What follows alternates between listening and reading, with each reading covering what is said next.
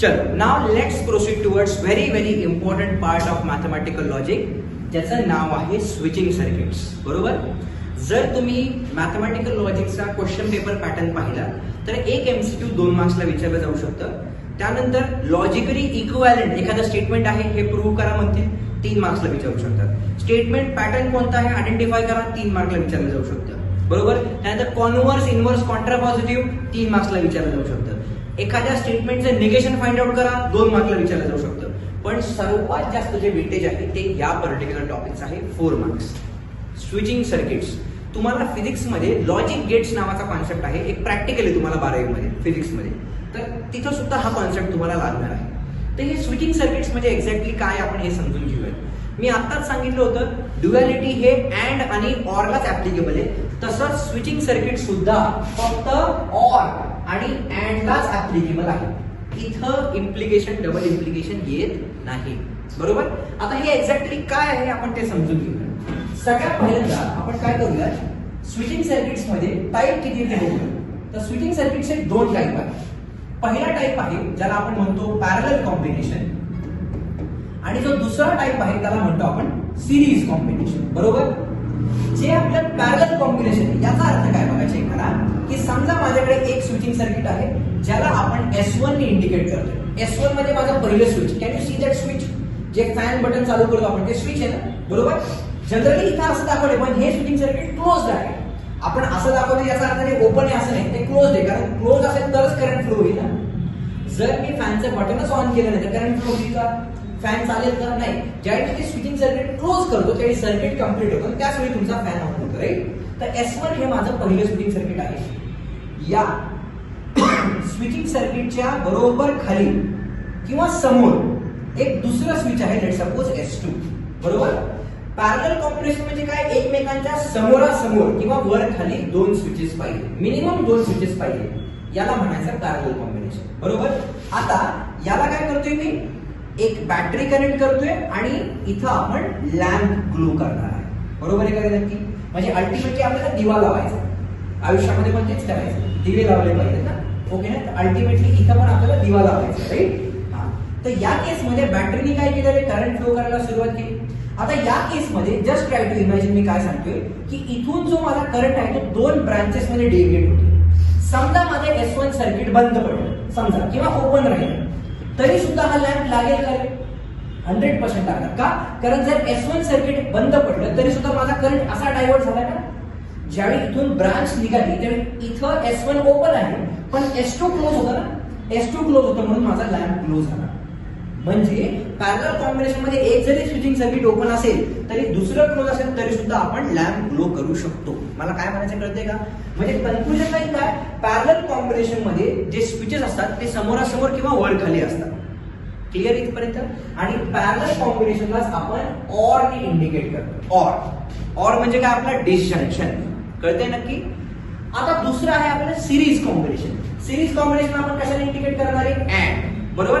आता या पॅरलल मध्ये आणि सिरीज मध्ये काय डिफरन्स आहे, तर एकमेकांच्या पुढे मागे जर स्विचिंग सर्किट्स असतील, म्हणजे पहिलं स्विचिंग सर्किट इथं आहे S1, दुसरं स्विचिंग सर्किट इथं आहे S2. बरोबर. आता या केस मध्ये काय होते, again I connected with battery and we have a lamp over here. बरोबर. आता करंट फ्लो व्हायला सुरुवात झाली. Correct. Now what exactly is happening, समजा माझं S1 स्विच ओपन आहे, समजा माझं S1 स्विच ओपन आहे, S2 कडे करंट जाईल का, नाही. समजा S1 क्लोज आहे आणि S2 ओपन आहे, तर काय होईल, S1 मधून करंट पास होईल पण S2 ला पुन्हा ब्लॉकेज आलं का, कारण ते ओपन आहे. अशा केसमध्ये लॅम्प ग्लो होईल, करेक्ट, नाही. म्हणजे ज्यावेळी आपण सिरीज मध्ये असतो त्यावेळी दोन्ही स्विचिंग सर्किट्सने काम केलं पाहिजे. इथपर्यंत क्लिअर आहे नक्की. मग आपल्याला कन्क्लुजन लाईन एकच लक्षात ठेवायची की पॅरलल म्हणजे ऑर आणि सिरीज म्हणजे अँड. सिरीज म्हणजे एकमेकांच्या पुढे मागे असले पाहिजे. जर मी तुम्हाला विचारलं ही ट्यूबलाइट आणि ती ट्यूबलाइट एकमेकांमध्ये सिरीज आहे, सिरीज कॉम्बिनेशन मध्ये आहेत का पॅरलल मध्ये आहे, एक दूसरे के साथ सीरीज में है क्योंकि वो आगे पीछे है ना. जो बोला बराबर उल्टा है ना, बराबर उसका उल्टा. ही ट्यूबलाइट आणि ही ट्यूबलाइट कशी इतर एकमेकांमध्ये पॅरलल मध्ये आहे. एकमेकांच्या समोरासमोर असणे किंवा एकमेकांच्या वर खाली असणे इज पॅरलल कॉम्बिनेशन. एकमेकांच्या अवतीभोवती असणे म्हणजे सिरीज कॉम्बिनेशन. इथपर्यंत क्लिअर आहे. येस. मग आता आपल्याला काय करायचंय की या केसमध्ये मला आता इनपुट आउटपुट टेबल ड्रॉ करायचं आहे. आपण ऑलरेडी ट्रुथ टेबल शिकलेलो आहे, बरोबर का नाही? तर या केसमध्ये आपण फक्त त्याला नाव देतोय इनपुट आउटपुट टेबल. आपण प्लॉट करणार आहे काय? ट्रुथ टेबलच प्लॉट करणार आहे. फक्त मी स्विचिंग सर्किट मध्ये त्याला नाव काय देतोय? Input output table. सर्वजण आहात का माझ्या बरोबर? येस. मग आता लर्न करूयात आपण कशाचा?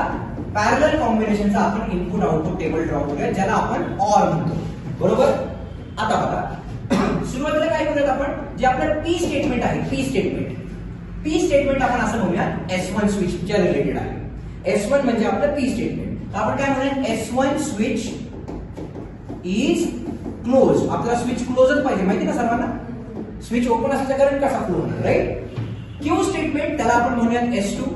आपण काय म्हणूयात? S2 switch is close. व्यवस्थित लिहाल तुम्ही, राईट? समजा निगेशन पी असेल, त्या केसमध्ये मी काय करणार? फक्त S1 डॅश हा शब्द वापरणार. ज्यावेळी डॅश येते याचा अर्थ आपल्या लॉजिक मध्ये तो निगेशन आहे. कळते मला काय म्हणायचंय? तर आता पुरतं आपण काय लक्षात ठेवूया? फक्त S1 म्हणजे P, S2 म्हणजे Q, S3 असेल तर RE, S1 डॅश म्हणजे निगेशन P, S2 डॅश म्हणजे निगेशन Q आणि S3 डॅश म्हणजे निगेशन R. कळते नक्की? त्यानंतर L म्हणजे काय असेल? आपला द लॅम्प. प्रत्येक वेळी लिहायची गरज आहे, प्रत्येक वेळी लिहितच जायचं, राईट? येस. S1 कोणाच्या रिलेटेड आहे? P च्या रिलेटेड. S2 कोणाच्या रिलेटेड आहे? Q च्या. आणि L stands for lamp.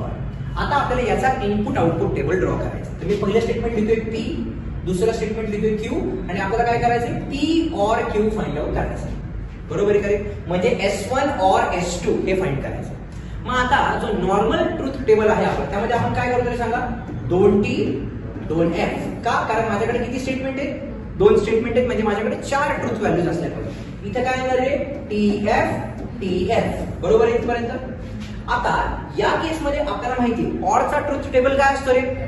F or F is F. म्हणजे हे आन्सर काय येईल? F. बाकी सगळी दुनिया काय येईल रे? True true true. तर आता या केस मध्ये फक्त काय करायचं? ज्या वेळी आपण स्विचिंग सर्किट्स लर्न करतोय, बरोबर, तुमचा जो T असतो त्याला 1 ने रिप्लेस करायचं आणि तुमचा जो F असतो त्याला 0 ने रिप्लेस करायचं. याला म्हणायचं असतं बायनरी कोड. आपल्या कम्प्युटरमध्ये आपण बायनरी कोडशीच लँग्वेजेस असतो. म्हणजे कम्प्युटरला TF कळत नाही, त्याला 1 0 कळतं, बरोबर? मग जर एक्झाम मध्ये क्वेश्चन आला स्विचिंग सर्किटचा आणि तुम्ही छानपैकी असं ट्रुथ टेबल लिहिलं, त्याला डायरेक्ट 0 मार्क. तुम्ही बरोबर लिहिले, 100% बरोबर लिहिले, पण मार्क किती मिळणार? 0, बरोबर?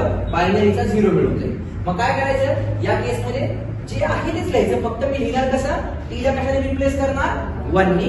F ला कशाने रिप्लेस करणार? 0 ने. म्हणजे आपला रूल काय आहे? 2T 2F हा आपला रूल आहे. नंतर काय? TF. आणि आपला डिसिजनचा रूल काय? F or F is F. बाकी सगळे T. हा झाला माझा truth table for parallel combination. सर्वांना कळालं का रे?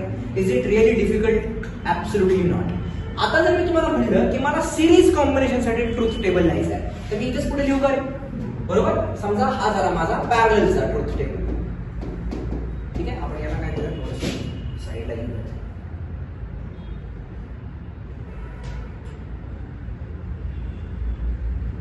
आहे ना विजिबल सर्वांना?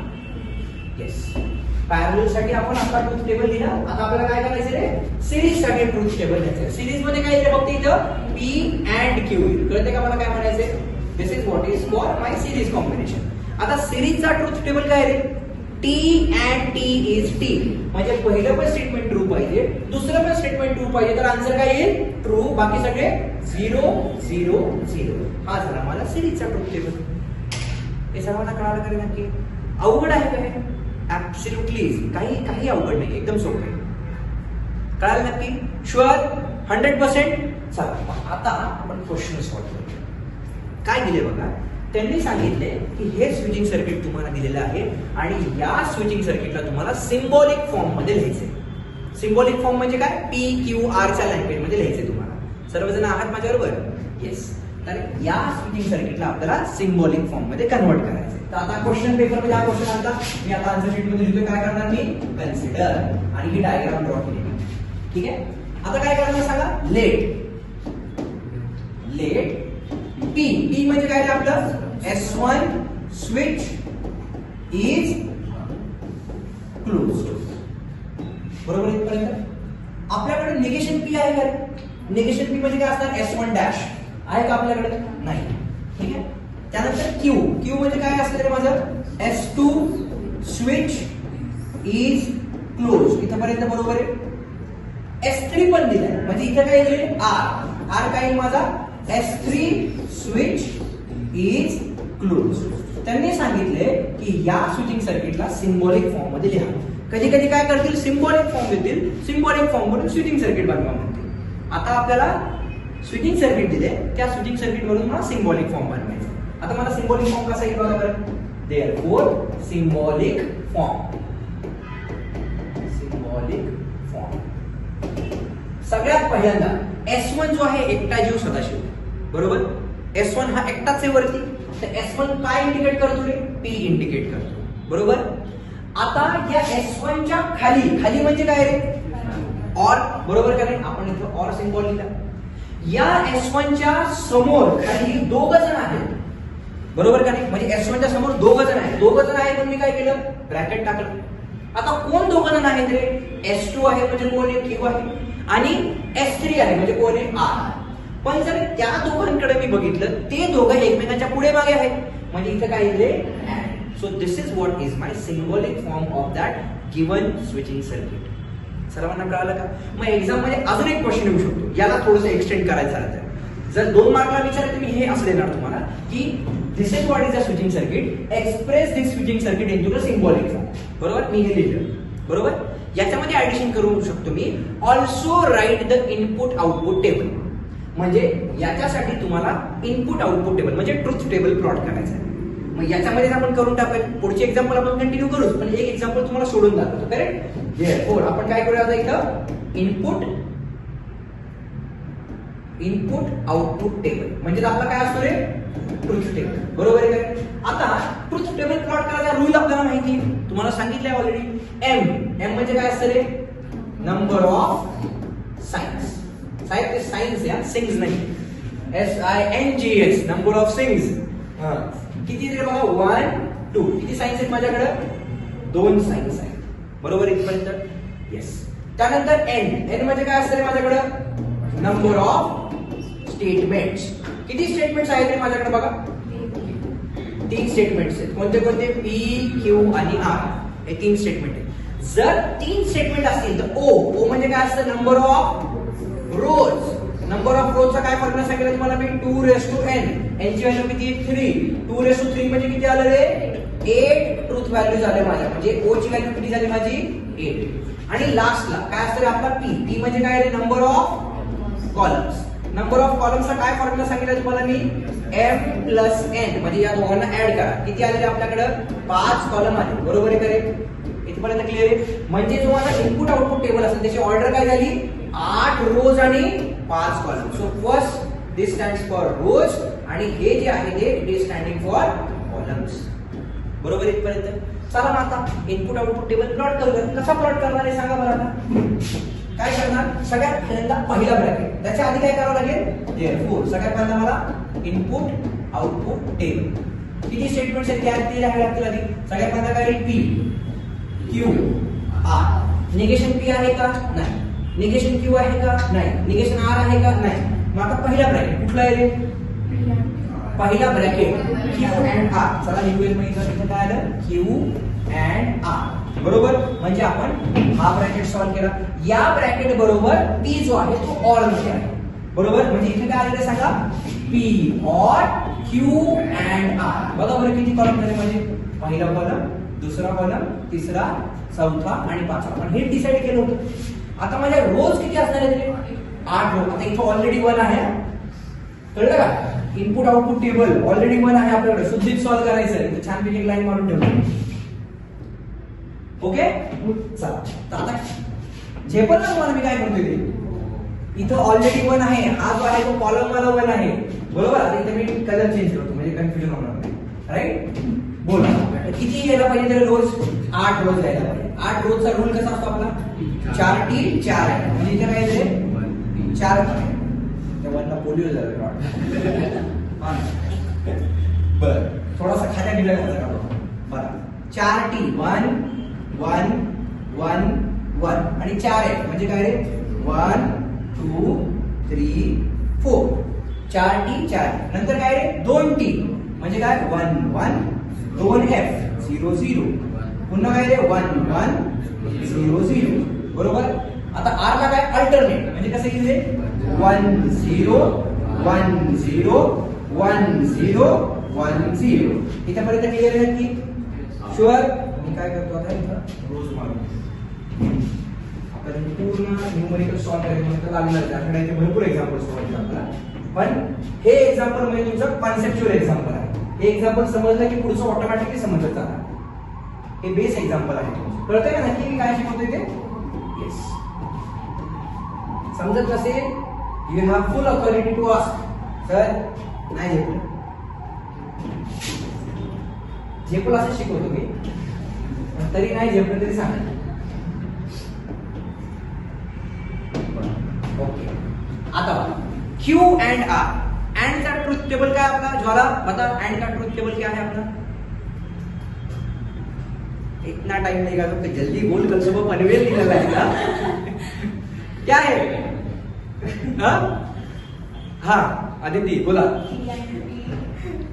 T end T is T बरोबर ना बरोबर ना. तुझं शॉर्ट फॉर्म सांग ना काही तुला घरी काय म्हणतात. अवघड आहे. क्यू अँड आर म्हणजे काय पहिलं स्टेटमेंट ट्रू पाहिजे दुसरं स्टेटमेंट ट्रू पाहिजे तर आंसर ट्रू. ज्वाला एक करना पड़ेगा. चार ही चीजें ध्यान में रखनी है ज्यादा डिफिकल्ट है नहीं एकदम आराम से हो जाएगा. 5 मिनट में बैठी तब भी हो जाएगा. इतना सिंपल है. बोर्ड का पेपर 10 बजे है और तू बोली कि यार मुझे 9 बजे मैथमेटिकल लॉजिक सीखना है तब भी हो जाएगा. ऐसे चलते चलते मैथमेटिकल लॉजिक हो जाता है. इतना आसान है वो.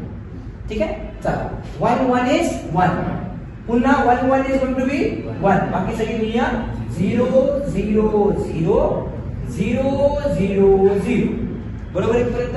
आता पाचवा बघा. पाचवा काय आहे कॉलम P और Q and R म्हणजे कसा बांधलाय माहिती तो कॉलम. तो कॉलम कसा बांधलाय सांगा बरं. पहिल्यामध्ये और चौथ्यामध्ये और असलं पाहिजे म्हणजे पाचवा कॉलम मध्ये पहिला आणि चौथा. आता और चा ट्रूथ टेबल काय आहे रे F or F is F. पहिला आणि चौथा आधी पहिला बघा आणि मग चौथा आहे. F चा आन्सर काय असतं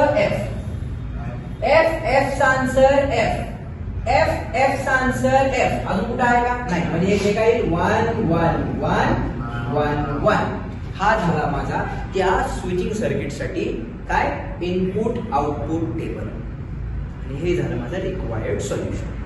किती मार्क्सचा क्वेश्चन 4 मार्क्सचा क्वेश्चन. सोपं आहे काय नक्की. मग जर मी तुम्हाला विचारलं हा स्टेटमेंट पॅटर्न कोणता आहे जर मी मुद्दाम असं थोडंसं आउट ऑफ द ट्रॅक जाऊन विचारलं कुठला स्टेटमेंट पॅटर्न आहे हा कॉन्टिंजन्सी का कारण याच्यामध्ये तुमच्या टी आणि एफ चे व्हॅल्यू मिक्स्ड आहेत. क्लिअर नक्की शुअर 100% म्हणजे बेस एक्झाम्पल जे होते ते लक्षात आलं. हा तू ते फक्त मोज व्हॅलेंटाईन्स न्यू इयर्स ला 13 दिवस तयारी आतापासून चालू झाली पाहिजे आहे का नाही. बरं चला let's proceed towards next question. काय क्वेश्चन दिलंय बघा आता. पुन्हा एकदा त्यांनी स्विचिंग सर्किट दिले आणि त्या स्विचिंग सर्किटला आपल्याला सिम्बॉलिक फॉर्म मध्ये लिहायचे. पण याच्यामध्ये आपण ऍडिशन काय करतोय सिम्बॉलिक फॉर्म बरोबर तुम्ही आम्हाला इनपुट आउटपुट टेबल पण प्लॉट करून दाखवा बरोबर. चला तर हा क्वेश्चन पेपर मध्ये होता. आपण आन्सर शीट मध्ये लिहिताना काय केलं हाच क्वेश्चन पुन्हा लिहिला आणि काय म्हटलं रे कन्सिडर. आता इथे केअरफुली ऑब्झर्व करा आणि तुम्ही मला सांगा आपल्याकडे किती स्टेटमेंट्स आहेत. किती स्टेटमेंट्स आहेत रे राजे इकडे लक्ष दे. किती स्टेटमेंट आहे आपल्याकडे 2 स्टेटमेंट आहे. मला माहिती आहे कोणीतरी 4 आन्सर देणार पण आपल्याकडे 2च स्टेटमेंट आहेत. कोणते कोणते रे S1 आणि S2 बरोबर. लक्षात घ्या ज्यावेळी आपण लॉजिकल इक्वेशन्स सॉल्व्ह करत होतो त्यावेळी आपण निगेशन P ला वेगळं स्टेटमेंट घेत नव्हतो. कॉलम एक यायचा एक्स्ट्रा निगेशन Q ला कॉलम एक्स्ट्रा यायचा पण स्टेटमेंट 2च आहेत आपल्याकडे P आणि Q बरोबर. सो आपण काय म्हणतो P S1 आहे का आपल्याकडे आहे. समजा माझ्याकडे S1 नसता डायरेक्ट S1 डॅश असता तरी सुद्धा मला S1 घ्यावाच लागला असता कारण आधी कॉलम मध्ये P येणार आहे आणि नंतर निगेशन P येणार. कळतंय मला काय म्हणायचंय. आधी P येणार आणि P नंतर निगेशन P लिहिणार ना आपण. त्यामुळे S1 असो पण असो आपल्याला S1 तर लिहावंच लागेल. So S1 switch is close ज्याला आपण P असं लिहिलं. Q म्हणजे काय आला S2 स्विच इज क्लोज. आता S1 डॅश आपल्याकडे आहे काय आहे म्हणजे काय करणार मी निगेशन P इथे काय करणार S1 dash switch is close. Negation Q आहे का आपल्याकडे S2 डॅश आहे. सो निगेशन क्यू म्हणजे काय दिलं सांगा, S2 dash switch is true. व्यवस्थितपणे तुम्ही लिहा. म्हणजे जर आता मला याचा सिम्बॉलिक फॉर्म लिहायचा असेल तर ऑब्झर्व करा केअरफुली. एक चूक आणि पूर्ण एक्झाम्पल चुकून जाणार ना, त्यामुळे बघून घ्या. काय केलंय, सुरुवातीला हे दोघं जण एकत्र आहेत, दोघेही एकत्र आहेत, ते एकत्र आहेत म्हणून मी काय केलं, त्यांच्यासाठी एक ब्रॅकेट टाकला. बरोबर. आता सगळ्यात पहिल्यांदा आपल्याकडे कोण आहे रे, S1 डॅश म्हणजे कोण आहे आपल्याकडे, निगेशन P आहे. नंतर कोण आहे S2 म्हणजे कोण आहे रे, फक्त Q आहे. आता हे जे दोघं जण आहेत ते एकमेकांच्या पुढे मागे आहे, पुढे मागे आहे म्हणून इथे काय आलं रे, अँड. इथेपर्यंत क्लिअर आहे.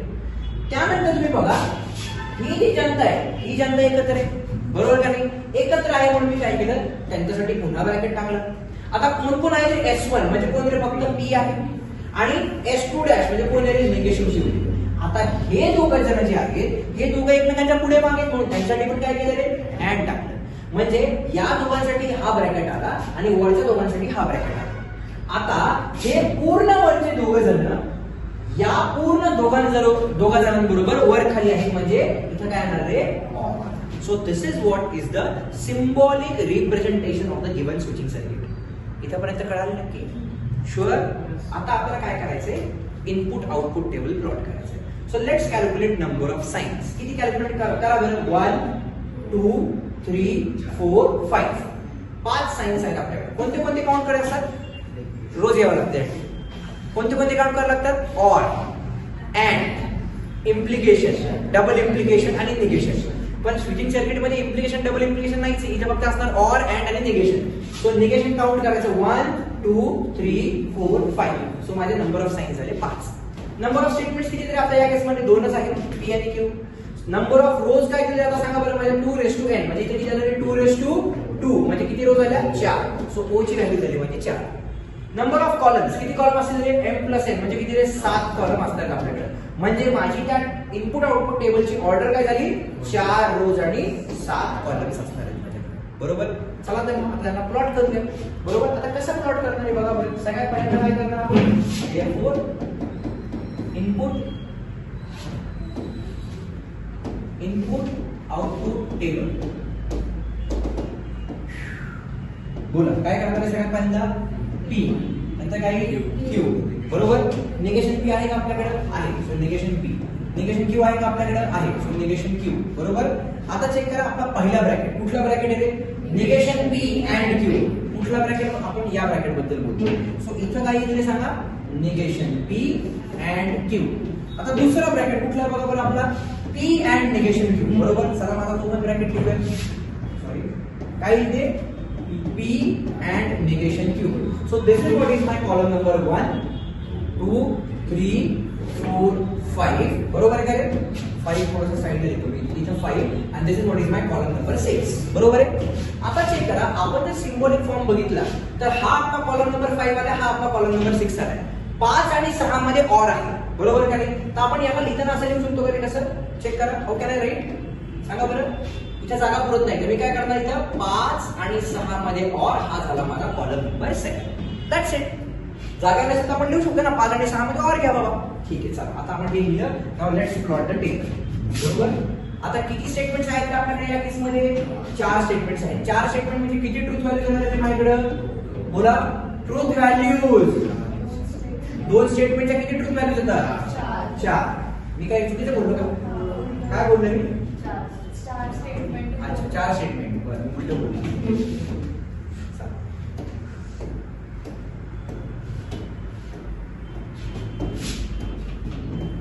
ओके, प्लॉट करायचा आता. Let's plot it. काय येईल सांगा बरं, 2T 2F.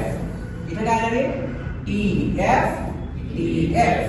आता निगेशन P. निगेशन P म्हणजे P च्या उलट काय आहे, 0 0 1 1. निगेशन Q म्हणजे Q च्या उलट काय आहे, 0 1 0 1. इथे पर्यंत बरोबर आहे.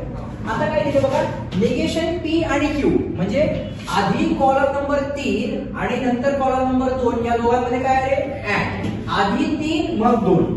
बरोबर. येस. 3 and 2. अँड चा ट्रूथ टेबल काय असतो, T T is T, बाकी सगळे F. बरोबर इथपर्यंत. नंतर कॉलम नंबर 6 कसा मानला बघा, 1 and 4 या दोघांमध्ये अँड म्हणजे कोण 1 आणि 4 मध्ये अँडचा ट्रूथ टेबल काय रे 1 1 इज गोइंग टू बी 1 बरोबर आहे. बाकी सगळे काय असतील 0 0 0. आता लास्टला 5 आणि 6 मध्ये काय रे ऑरचा ट्रूथ टेबल काय F for every set म्हणजे 0 0 0 0 0 0 बाकी सगळे 1 1. हा झाला माझा इनपुट आउटपुट टेबल आणि हे झालं माझं रिक्वायर्ड सोल्युशन. सर्वांना कळालं की शुअर आपण उद्या पण याची प्रॅक्टिस कंटिन्यू करणार आहोत. क्लिअर नक्की डन. चलो now let's proceed towards very important question. पुन्हा एकदा काय क्वेश्चन दिले आपल्याला स्विचिंग सर्किट दिले. स्विचिंग सर्किट वरून सिम्बॉलिक फॉर्म लिहायचा आहे. सिम्बॉलिक फॉर्म वरून इनपुट आउटपुट टेबल लिहायचं आहे बरोबर. चला आता आपल्याकडे या केसमध्ये केअरफुली ऑब्झर्व करा. या केसमध्ये आपल्याकडे किती स्टेटमेंट्स आहेत. स्टेटमेंट 3 आहे. का कारण S1 दिसतोय तुम्ही म्हणाल सर S2 दिसत नाही. अरे आधी S2 होता त्या S2 चा S2 डॅश झालाय. S2 होता ना भले दिसत नाही पण वो है. ठीक आहे म्हणजे काय S1 S2 आणि S3 पण आहे बरोबर.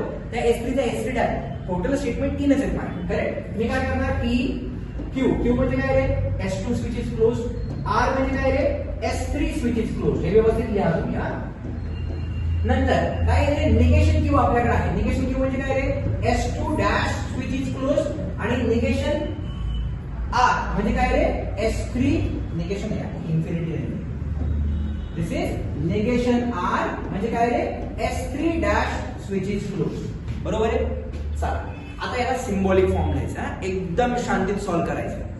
लक्षात घ्या जर तुम्ही केअरफुली बघितलं ना हे तिघ जण एकत्र आहेत का नाही तरी ते तिघ जण एकत्र आहेत. भले एकमेकांच्या पुढे मागे वर खाली असतील पण ते तिघ जण एकत्र आहेत आणि हे दोघ जण एकत्र आहेत बरोबर आहे का हो की नाही. चला मग आता स्टेप बाय स्टेप जाऊया. जे तिघ जण एकत्र आहेत त्याला आपण आधी ऑब्झर्व करूया. सगळ्यात पहिल्यांदा तो S1 निवांत एकटा आहे. मी काय केलेले P बरोबर. आता त्या P च्या पुढे म्हणजे काय रे अँड कोण आहे रे हे दोघ जण आहेत दिसतात का हो की नाही. ते दोघ जण आहेत म्हणून त्याला टाकला ब्रॅकेट. पहिला कोण आहे आपल्याकडे S2 डॅश म्हणजे कोण रे निगेशन Q. त्याच्याबरोबर कोण रे S3 म्हणजे कोण आहे R. एकमेकांच्या वर खाली आहेत म्हणून मी काय टाकलं रे ऑर बरोबर.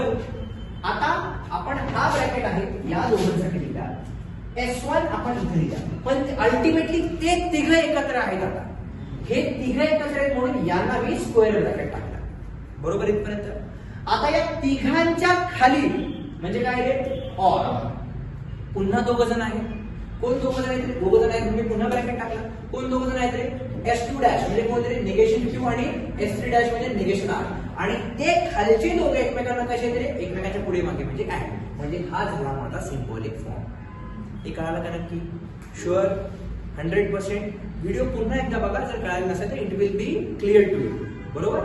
चला आता इनपुट आउटपुट टेबल प्लॉट करायचं आहे. नंबर ऑफ साइन्स काउंट करूया 1 2 3 4 5 6 7 7 साइन्स आले आपल्याकडे. कुठले कुठले काम करतो आपण निगेशन अँड आणि ऑर 7 साइन आहेत आता बरोबर. स्टेटमेंट किती रे 3 म्हणजे माझे इथे किती आले 2 to 3 म्हणजे किती आलं 8. सो आपला नंबर ऑफ रोज किती आल्या 8 रोज आले. Number of columns n plus n म्हणजे किती रे 10 रोज आले बरोबर आहे का रे 10 कॉलम आले सॉरी 10 कॉलम. म्हणजे आपली ऑर्डर काय झाली 8/10 ची ऑर्डर झाली. 8 रो 10 कॉलम. त्यामुळे इज्जत मध्ये शुद्धीमध्ये सॉल्व्ह करायचं. आपण रेडी आहे. PQR ऑलरेडी आपण प्लॉट करून ठेवलेले बरोबर. आता काय करूया तरी छानपैकी पहिला ब्रॅकेट बघूया. पहिला ब्रॅकेट डाव्या साईड कुठला ब्रॅकेट आहे हा ब्रॅकेट आहे. मोठा ब्रॅकेट नंतर आहे पण आधी हा ब्रॅकेट आहे ना निगेशन Q और R. इथे काय लिहिले मग नाही आपल्याला काय करायचं येस आधी सगळे निगेशन प्लॉट करावे लागतील बरोबर. तर निगेशन P आपल्याकडे होता का नव्हता निगेशन P S1 डॅश नव्हता ना. हा निगेशन Q आपल्याकडे होता निगेशन R आपल्याकडे होता बरोबर. चला मग आता त्यांना प्लॉट करून घेऊया. निगेशन Q म्हणजे आपला column number 4 column number 5. Negation Q काय येईल बघा या Q च्या एक्झॅक्टली अपोजिट 1 1 च्या ऐवजी काय येईल 0 0 0 0 च्या ऐवजी काय येईल 1 1 पुन्हा काय येईल रे 0 0 1 1 बरोबर इथपर्यंत. आता नेक्स्ट काय असेल ते सांगा निगेशन R. निगेशन R म्हणजे काय रे R च्या उलट. So what we have is 0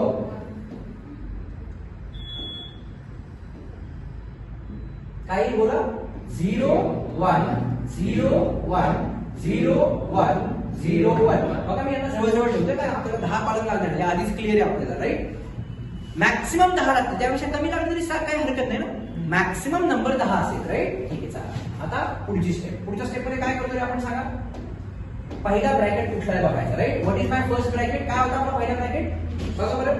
negation Q और आर हा आपला पहिला ब्रॅकेट होता. So I will plot negation Q और आर. निगेशन क्यू म्हणजे कुठला चौथा और तिसरा असं मिळून मला कुठला कॉलम बनतोय रे 6वा कॉलम बनतोय, राईट. चला so this is what is my 6th column. बरोबर. ओके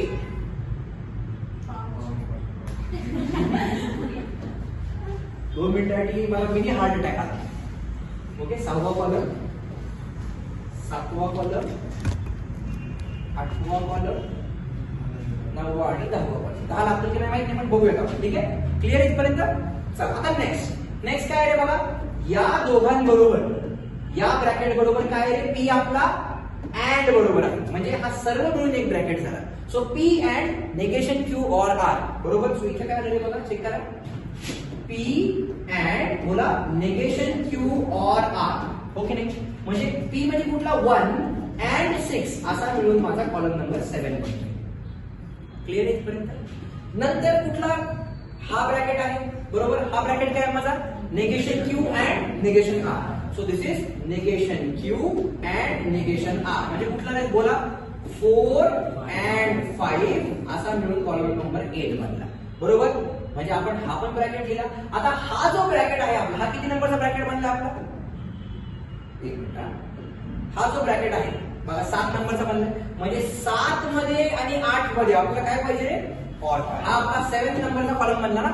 हा आपला 8 बनला. 7 आणि 8 मध्ये काय पाहिजे आपल्याला. येस वी वॉन्ट और ओव्हर हिअर म्हणजे आपला कॉलम नंबर 9 बनला. म्हणजे आपल्याला 10व्या कॉलमची गरज नाही पडली. म्हणजे इथे काय लिहिणार मी शेवटी तुम्हाला काय सांगितलं मी. जर आपला आन्सर 10 आला 9 मध्येच बसलो तिथे काय लिहिणार मी मॅक्सिमम 10 नंबर ऑफ कॉलम मला पाहिजे. 9 मध्ये बसलो व्हेरी गुड. ठीक आहे. चला आता काय करणार आहे. अरे इथे काय सांगणार. येस 4 आणि 3 मध्ये ऑर. आधी 4 मग 3. काय असेल आपला ऑरचा ट्रूथ टेबल. एफ और एफ इज एफ. बरोबर का नाही. ओके नाही. एफ और एफ इज एफ. त्याच एफ अशी फाडकन देईल तुला. आता इथे लक्ष दे. 4 आणि 3 मध्ये ऑर. 4 आणि 3 मध्ये ऑर. ऑरचा ट्रूथ टेबल काय आहे 0 0 0 0 0 0. 4 आणि 3 बस एवढंच आहे. हो ना. अजून दिसते का तुम्हाला कुठं. म्हणजे बाकीचे काय 1 1 1 1 1 1. ओके. आता पहिला आणि 6व्या मध्ये अँड. फर्स्ट आणि 6 अँड. अँडचा ट्रूथ टेबल काय रे टी टी टी म्हणजे 1 1 1. नंतर टी टी टी दिसतोय काय रे 1 आणि 1. पुन्हा टी टी टी. बस बाकी सगळे 0 0 0 0 0. बरोबर आहे. आता 4थ्या आणि 5व्या मध्ये अँड म्हणजे या दोघांमध्ये. बरोबर आहे का रे. अँडचा ट्रूथ टेबल काय पुन्हा टी टी टी म्हणजे काय 1 1 1 1 1 1. बरोबर आहे का रे. 4था आणि 5वा. बाकी सगळे 0 0 0 0 0 0 1 1 0. बरोबर आहे. आता 7 आणि 8 मध्ये ऑर. ऑरचा ट्रूथ टेबल काय 0 0 0 एफ एफ एफ 0 0 0 0 0 0 0 0 0. बाकी सगळी दुनिया 1 1 1 1. And this is what is my. हे झेपलं काय नक्की. शुअर इझी आहे का नक्की. आता घरी गेल्यानंतर काय करायचं अशा टाइपचे टेक्स्टबुक मधले 2 सॉल्ड एक्झाम्पल ट्राय करायचे. टेक्स्टबुक मध्ये जे सॉल्ड एक्झाम्पल दिले ते. आणि जर हे टार्गेट आणलं तर वेल अँड गुड. सॅटर्डे संडे तुम्हाला प्रॅक्टिस करता येईल. म्हणजे मंडे पासून समजा मी नवीन चॅप्टर चालू केला it will be helpful. Clear आहे नक्की. Sure. So this is what is all about switching circuits. अशा टाइपचे एक्झाम्पल्स आपण उद्या पण करू. Okay done.